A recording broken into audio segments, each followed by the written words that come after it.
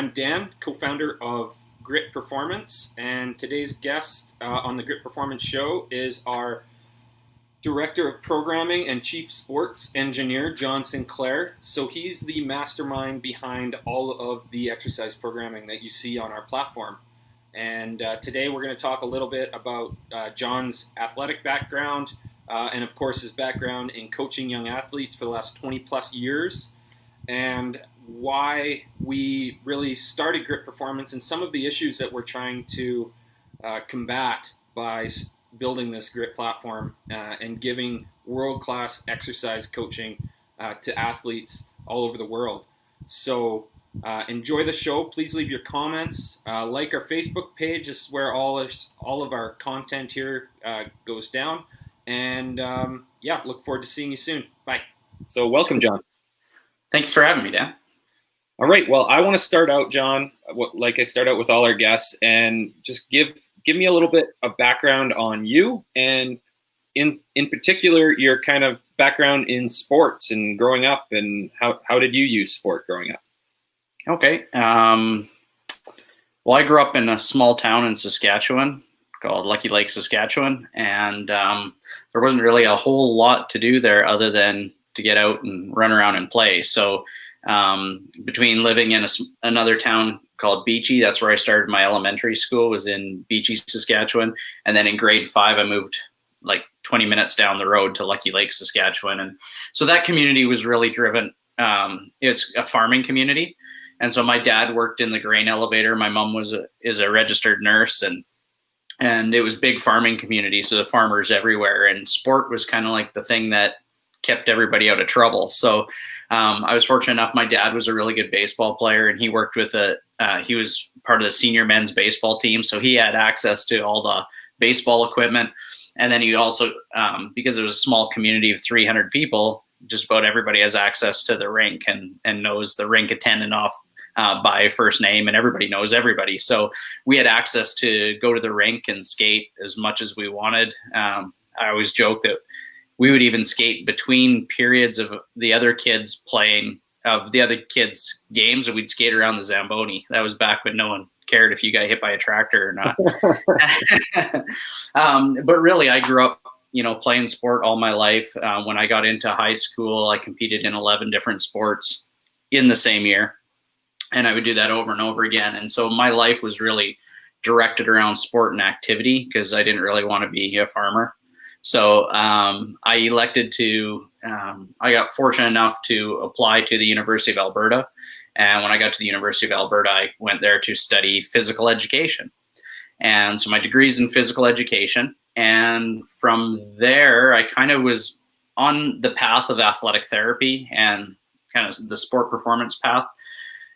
And I got to spend a couple of years working at a physical therapy clinic right out of university. And then I got hired to work for a junior A hockey team after I got out of school, and started doing power skating and athletic training and strength and conditioning for a hockey team. And that's kind of where my start in coaching began, because I'm not really counting the fact that I coached my brother's baseball team, but it was, all my life I've been playing so many different sports that, I think it lends to the opportunities that I've had over the last little while in learning how to not only coach individuals, but I've been able to make a career out of my passion, which is sport. So, now I own a facility. I live in Sunrise, Florida.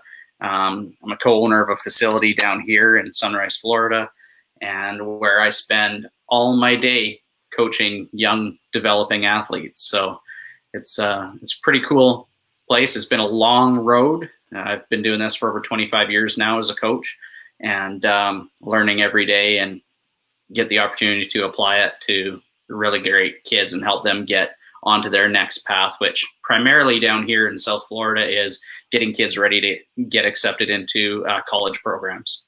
Right.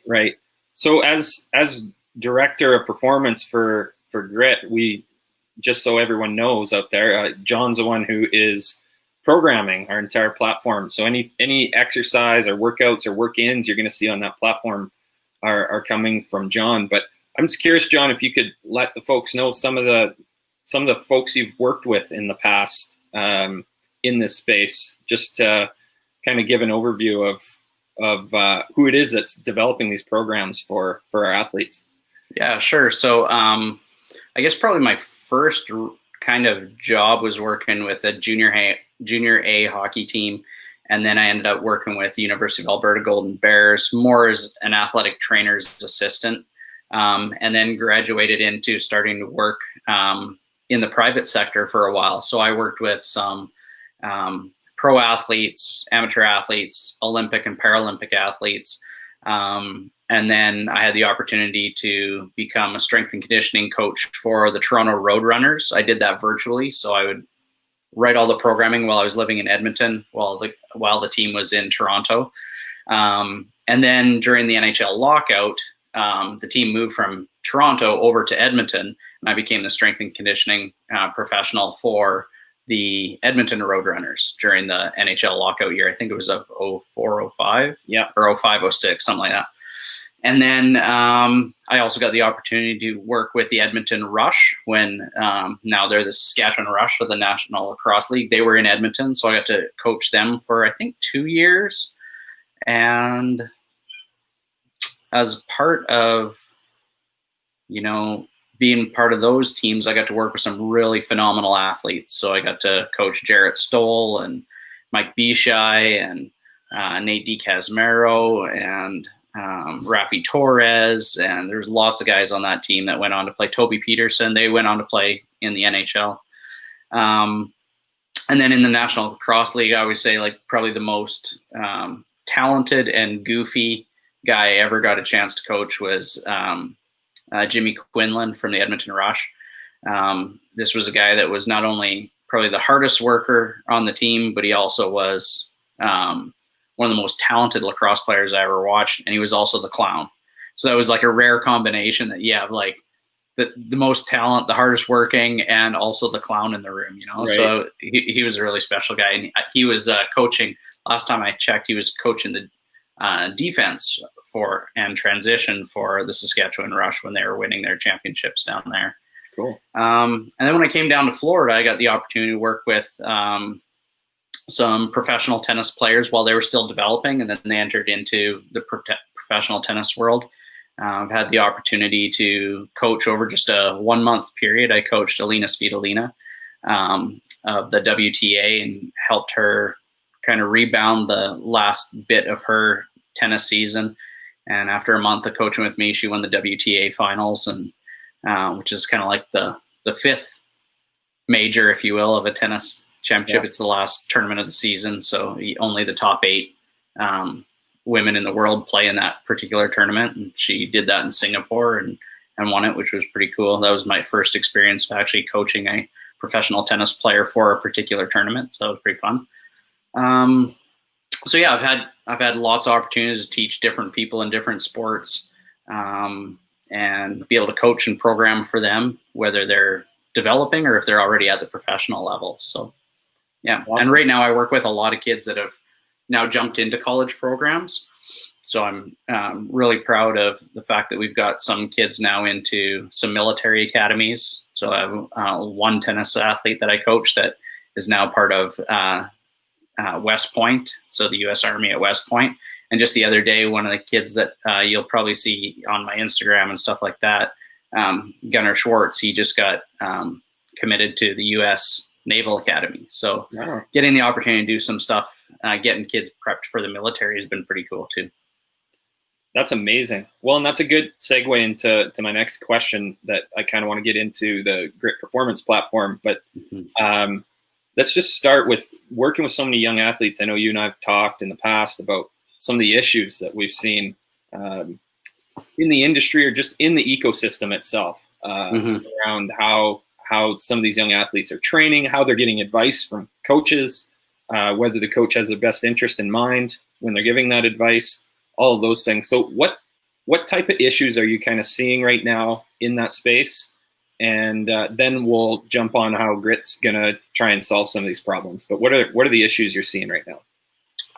The first and foremost has been early sport specialization. Right. We're seeing kids that are only practicing one sport now. And that would be the first thing that jumps out to my mind as the biggest problem, where kids are playing only one sport and they're also doing it year round. Right. And so they aren't getting the opportunities of learning a host of different types of skill sets from playing other sports. Right. And so we get kids that I get approached to, hey, can you train my 8-year-old? I was like, well, yeah, I can, but he'll learn a lot faster if he's actually just out playing with his friends and taking up a different sport, so that he can learn different motor skill sets and be able to transition that athleticism over time, you know, by practicing different things. And so that's one of the solutions that we're trying to come up with, is if parents don't have time to take their kids to multiple sports, because, you know, when I was growing up, everything was pretty much housed at the school, or, you know, you had hockey and baseball that was outside of school, but everything else was at school. And so it was easier for me just to stay there after school and practice long jump or practice discus, or do 100 meter sprints after school. I mean, didn't really need a lot of there wasn't a lot of structured practicing, I guess is what I'm trying to say, is that, you know, we would just go out and just practice stuff. Coach would teach you something, you'd go ask if you could grab the discus, and you'd go out there and you'd practice and you'd throw for an hour or two, you know? Yeah. But now we're starting to see that more and more kids are going to too many structured things, and that because most of these coaches are being paid directly from the parents, then there's a fight, not really a fight, but there's a competition between who gets the kid at what time, and you know, are they going to come for throwing practice, and then on Tuesday they're going to hitting practice, and then they're going to come see John on this day, and it becomes this schedule that they're constantly having to balance and having to try and get the best that they can to try to improve their skill sets. And when I was growing up, Dad just said, grab a 5-gallon pail of balls, walk to the ball dime, and hit until I come pick you up. Right. Right. And we figured out ways to keep ourselves entertained. My brothers and I would pop, you know, the old paper Coca-Cola cups. Yeah. You know, the paper and waxy paper ones. We'd stuff them in the chain link fence, and then get 10 balls each, and we'd see who could knock the cup out of the fence, you know? And so we would create our own games and our own strategies to try and keep ourselves entertained and to do different things. Well, I hear Whereas now everything is so regimented from hockey practice. Like, we would just go skate for 3-4 hours at a time and come up with all different kinds of games. Like, we would be like, let's not play the puck today. Let's play the tennis ball. Let's play the rubber puck. Or, you know, let's play football on the ice. We'll throw the football instead of playing with our hockey sticks, and we'll skate and play football, you know? So those were things that we had the opportunity to do that kids aren't getting nowadays. And I think it's stunting their athletic development without doubt. Well, yeah, you see it. And I have a great anecdote with that. I remember going out to play some shinny with some kids, and I did okay, guys, throw all your sticks in the middle, and I was tossing sticks to the side. They didn't know what the hell I was doing. Like, what do you do? And I'm like, well, your stick's over there in that team, and if your stick's over there. And it just happened that I put 4 defensemen over on one side. They didn't know what to do. They're like, well, what is our position? Like, what are we supposed to do? So I was like, that's a shame. You can just do whatever you want. And these were, 10, 11-year-old kids. So I hear you on the structure piece, and we just tend to be overdoing it a little bit.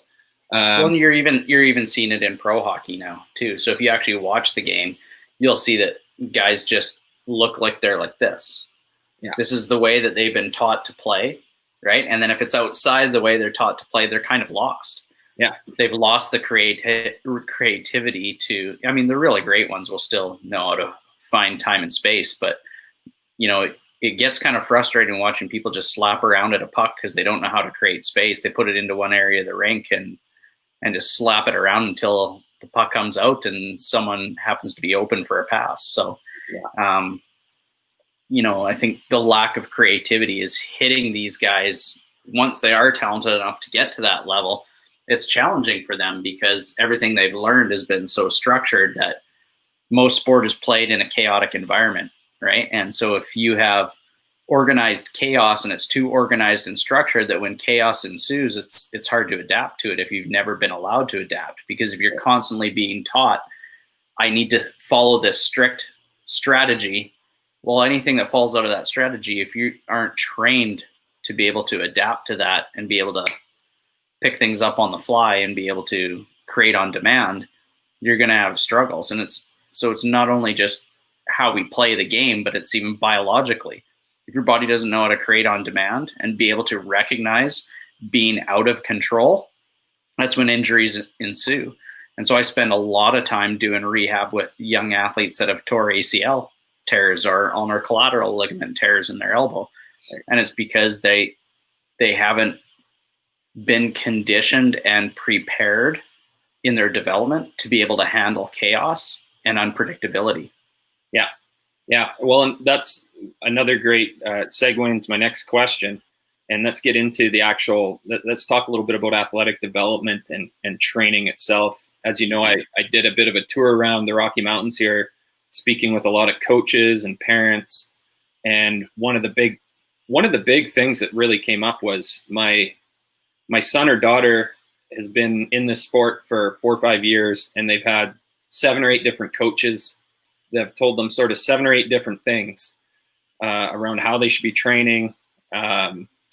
And there's a lot of confusion there. There's not really a lot of consistency and stability. And that's really what we're trying to create at Grit, is a platform where these athletes can come and have some stability, and particularly in this incredibly unstable time in our history, to have a place to come and have a consistent voice and real knowledge that they'll walk away with after being on our platform. So just talk a little bit about how you put together the Grit platform from a programming and training standpoint, and why it's so important for every athlete to get on it.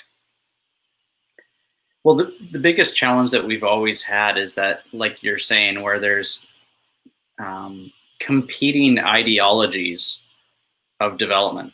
Yeah. And biology is pretty much, I wouldn't say completely set in stone, but there's a normal pathway in which biology adapts over time. And it's 100% dictated by your environment, and it's dictated by how you're challenging the body to adapt. So there's a principle called specific adaptation to impose demand. Biology will adapt to whatever demand you put upon it. But here's what's crazy about it, is that biologically speaking, we are all unique and individuals. Right? And so that's the individuality principle. And so everyone's going to have some particular way in which they respond to it. There are some people that have what we would say God-given talent for sport. And then there's other people that have to work really hard at it. So there's the easy gainer in terms of learning a motor skill. And there's some kids that struggle with picking up certain motor skills at certain times during their life. What's consistent is that most people, not me, but most people go through a growth spurt. I never did. So I was actually... I'm hoping to get it. I'm 44. I'm hoping to get it sometime soon, right? But I never had a massive growth spurt like some of my friends did, where they, went through this growth transition and then got kind of uncoordinated and clumsy or more challenged. And I don't really recall a lot of my friends being super challenged with it, because again, all of us played lots of different sports. So it kind of mitigated that poor coordination challenge that happens with growth spurts. But I'm seeing it more and more now, where kids that are stuck in one sport and then they go through a growth phase and they're suddenly way slower than they were before. And then they get frustrated. And then the coach tells them, you're 40 times too slow. You need to start practicing your 40 time. And I'm like, whoa. That's not what biology wants right now. Biology wants to take a little break. Right. And so your connective tissue is not going to have the same elasticity that it once did, because now your femur has grown 2 inches and now the tissue is more taut and it's less elastic. So by trying to introduce load that and velocity, which are two terrible things that you want to do. They've grown, so they've increased their body mass, and then you've asked them to increase their velocity when it doesn't want to have happen. That's when guys will ping their hamstring or tear their ACL or what have you, because their tissues are not compliant with that level of pathway. Right. So that's a long way of saying that we have different segments of adaptability that need to be put into place over time.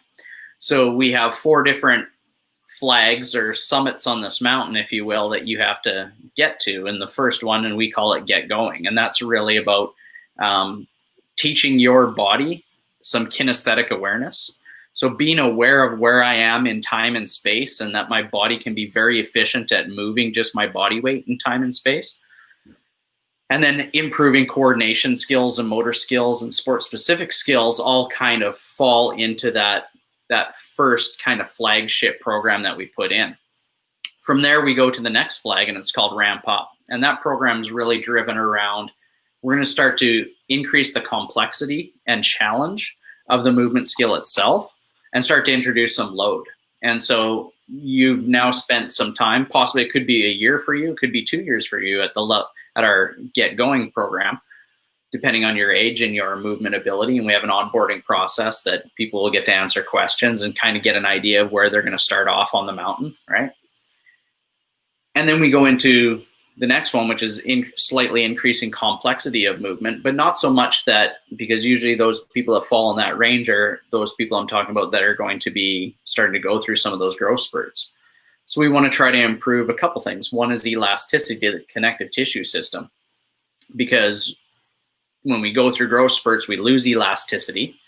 And then people now start to say, well, he's lost flexibility, needs to be more flexible. That's well, right. You're not going to be able to change the connective tissue system at this point in time. It's laying down more collagen. It's being stretched and it's too taut. There's nothing you could do to actually stretch it to allow that to happen. So we have to teach them good sound movement principles that their body will start to learn how to load and be elastic again. And then in the third one is now we're intensifying the program. So now we're adding more load, more velocity into some of these movement skill sets.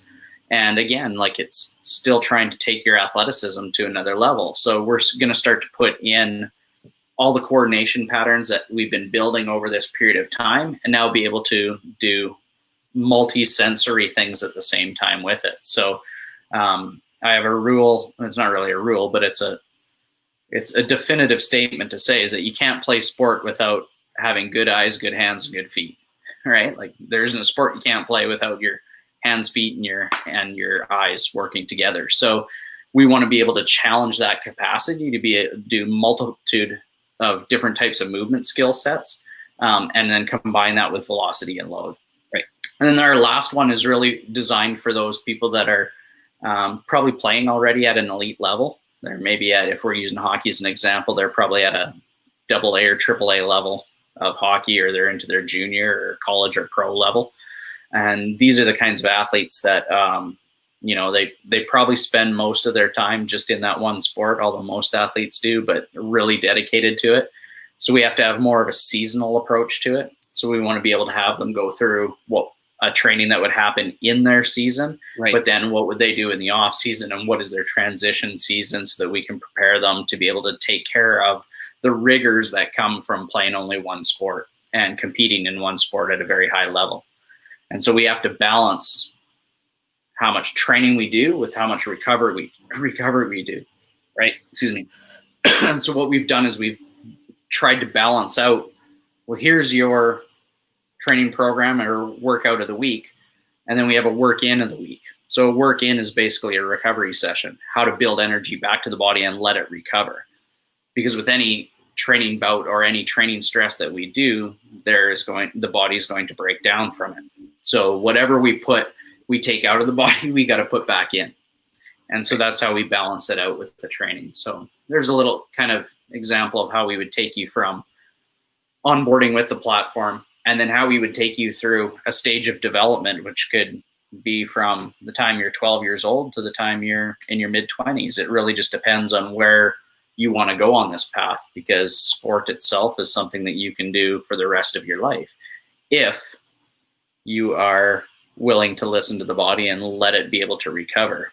And because most people finish their athletic career and they're broken. And that's because they abused it, right? My next question, and actually we'll dive into that, but I want everybody listening to kind of understand how the onboarding process works with the Grit platform. So when you get a membership to the Grit platform, you'll automatically go into our Get Going, our sort of foundational program. You'll be in there until you have a meeting with one of our Grit coaches, a free consult, and you'll work with them to figure out where you're going to fit in those 4 categories that John just laid out.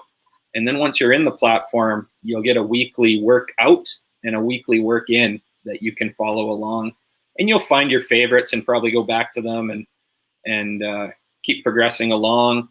And as you start to feel, as either the parent or the athlete, that the athlete's ready to maybe move on to the next level, we'll have some self-assessment forms you can do and submit to bump you into the next level.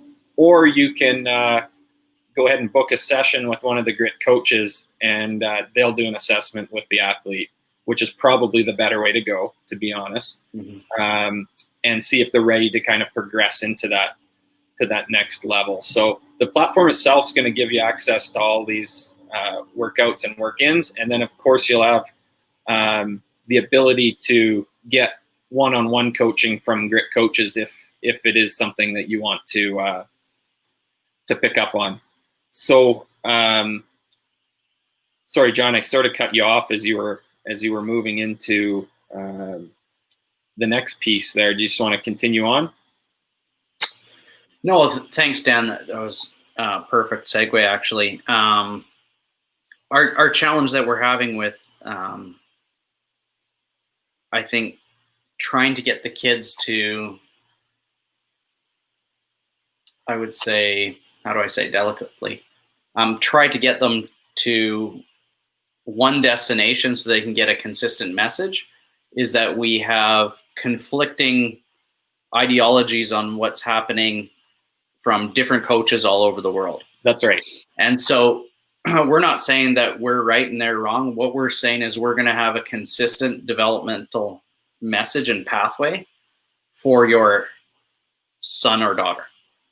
And so what we're trying to accomplish through this is have a particular methodology in which it is really focused on building athleticism over anything else. So we're not here to instruct the athletes through the platform. We have an opportunity to do that. If you wanted to work with a coach, you'll have access to be able to work with a coach more specifically for the needs of your athlete and of your child. But really what we want to do is have an accessible and scalable way in which people can be able to work on specific movement skills that will improve their athletic performance. If we do that, you can work on these every single day. You're not going to overload yourself, because the way in which we've set it up is it's not a kick your butt kind of workout.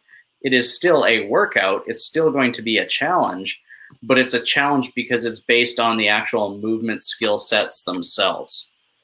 So I don't usually teach, 250 different movements to the athletes that I get to coach one-on-one. We stick to the fundamentals, and once you do that fundamental really well, then we add a complexity to it.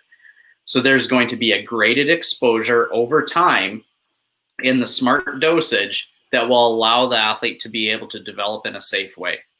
And that way we don't have kids that are coming in thinking that they're here to work out and work out really hard, and the harder that they work, the better their outcome.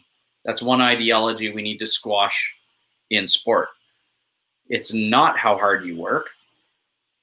We want to put in a concerted effort, but we want to be efficient in our means in which we do that, because I need to be able to balance out the challenge with my body's ability to adapt. And the only way it adapts is if I allow it to rest.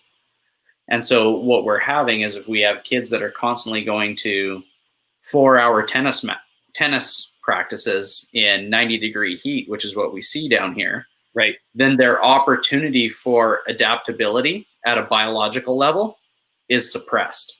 Right. it's stunted, because biology is going to be stunted because it's constantly under stress. Thermoregulatory stress, the stress of the biomechanics, and the stress of the bioenergetics that happens as a result of practicing for that long. So your energy systems are going to be stressed, or your cardiovascular system, your muscular system and fascial system and neurological system is going to be stressed. So what we have to do is we have to find a real systematic, simple way in which we deliver these little daily challenges that you could work on to make sure that you are getting the most out of your development over time. And so that's why we're drip feeding them 1 week at a time as opposed to daily, is that we want you to be able to get really good at these particular movement skills. And then once you become efficient at them and you become more economical, which means I can do them for a longer period of time without actually any real challenge to my muscular system, to my fascial system, to my neurological system, then we add complexity to it.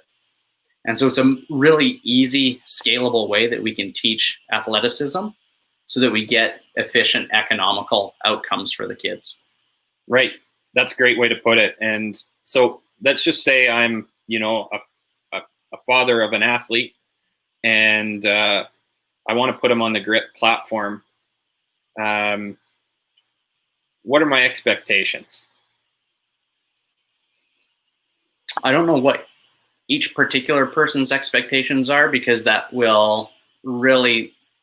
question needs to be answered from that particular one. But what I could say you will get out of this platform is not only just a consistent message, but you're also going to have a consistent programmer developing this over time, which is going to be me. Yeah. And so you're going to get somebody with 25 years experience of coaching, as many as 100 to 150 sessions every month for 25 years,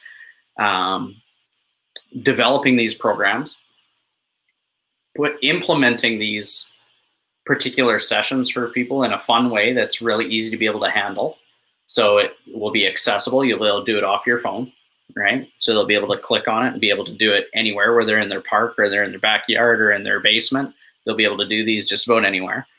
And it's going to be used with some equipment and some things that are very accessible.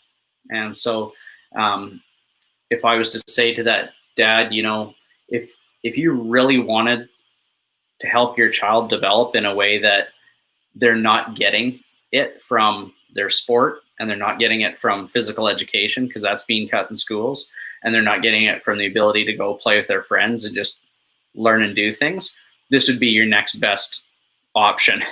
Yeah. Is that now at least you've got a consistent product that the kids can start playing with and start enjoying and looking forward to tracking their progress and being able to connect with other kids that are also doing it. Well, and mom and dad watching, every kid or every athlete that signs up to the Grit platform, we give mom or dad a free membership to either follow along with your athlete, or better yet, you're even participating along with them as well. So that's another just great opportunity, I think, for what we're going to be providing moving forward. And a big reason we wanted to put these out like in the way that we're putting them out is that the athlete and the parent can use them when they want to. So these aren't live classes. They're actually workouts and work-ins that you can access at any time on your schedule, because we know what young athletes' schedules look like these days. Yeah. So, no, that's great, John. Thanks for the explanation on all this. I want to wind it back to kind of the beginning of the interview and ask you another question I like to ask all of our guests, and that is, all the sport that you played as a youngster. You obviously never went pro. It was probably at one point a dream of yours as a young athlete. What are some things sport taught you that helped you with what you're doing now? Because you're doing a pretty amazing. You're doing what you love. You're getting paid for it. How did sport contribute to some of that progression in your life? Yeah, I think if you're ever going to do anything really well and have a real love for it, you're going to have a passion for it. And so I knew, like, at a very early age that I was either going to play sport for a living, or I was going to coach, or I was going to be an athletic trainer or something, but it would be involved in sport. And I was fortunate enough to just immediately fall in love with movement. And that was the foundation of everything. I was constantly moving, constantly playing, whether it was playing with your toy guns, running around town, or being on your bike or on your skateboard. There wasn't a day that went by that I probably didn't have 8 hours of physical activity, just burning around and having a great time doing it. And I was fortunate enough to grow up in a very small town that made that accessible, where, you know, nobody locked their doors, and, you know, if you fell down and scraped your knee, you could go to the nearest house and knock on the door and they'd take care of you. And so it was a great opportunity to do that. I think the one thing that sport does is that it creates a commonality and a village. You will build relationships through sport, and you're going to build relationships with people that give you the opportunity to help you grow. And so coaching has always been such an amazing part of that for me personally, is that I've been able to harvest some amazing relationships with people all over the world. I get the opportunity to coach all over the world, and I spend most of my time when I'm not with athletes coaching other coaches and educating them. And so I get to travel to conferences all over the world, meet people, and do lots of great, cool presentations, and get to go and attend other presentations and learn from other coaches. And so the biggest thing that came from sport for me was never quitting. I never wanted to get beat. You know, I was a very competitive person, still am. I don't like anyone showing me up. I don't like losing. I don't like failing, but failure is important because that's how you learn. And so it's okay to not be great at something, because it gives you the opportunity to constantly get better. Yeah. And so I still do that to this day. I wake up every morning and I open up a book and I study. It's because I know I can become a better coach if I do that. Just like any other athlete, or myself growing up, just like going to the baseball diamond and throwing the ball a million times in different ways just to try and get better at becoming more accurate and precise. You just keep working on it and working on it and working on it because you truly love doing it. And if you really love sport and you love getting better at specific skill sets and then challenging yourself with it, you're going to love grit, because that's what we've built it on. We've built it on, you know, my probably 17 or 18 years of competitive sport, and then 25 years of coaching. That these are the things that I've learned. These are the things that you've learned, Dan. And these are the things that we want to pay back to the community, and that community of sport in Canada and around the world. And if we can do that in a way that's systematic and in a way that kind of harnesses people's passion for sport and activity and movement in whatever ways, it doesn't mean we're going to try to develop you to become a professional athlete. The odds are stacked against us. You know, for me, I should have picked my parents better. That was a joke. My parents were amazing. But the cool part about all of this is that our goal is to develop you to use sport to help you learn really cool skill sets, not only just in movement, but in life. And if you can move for life, you will move for a very long time. And so there's always an athlete in all of us, parents. There was an athlete in you at one point in time, right? So get on the platform and start applying these principles. You're going to have the opportunity to start out at the first flagship program if you want, which is the Get Going program. Start following that program, and over time, there will be an increase in complexity and increase in intensity as you go through the platform. So get involved in it, get moving, and get the opportunity to live a long, healthy, productive lifestyle. I love that, John. I mean, it's the grit community is what we're building, and yeah, just if you're an athlete on our platform, just know you've got us in your corner from day one, and we're here to support you and your development. And so happy to have you on the show here, John. Thanks, bud. What you built, it's pretty incredible, and I can't wait to get some athletes on here and start moving. All right, buddy. All right, take care. Thanks for having me. All right, see you, folks. Bye. Enjoy.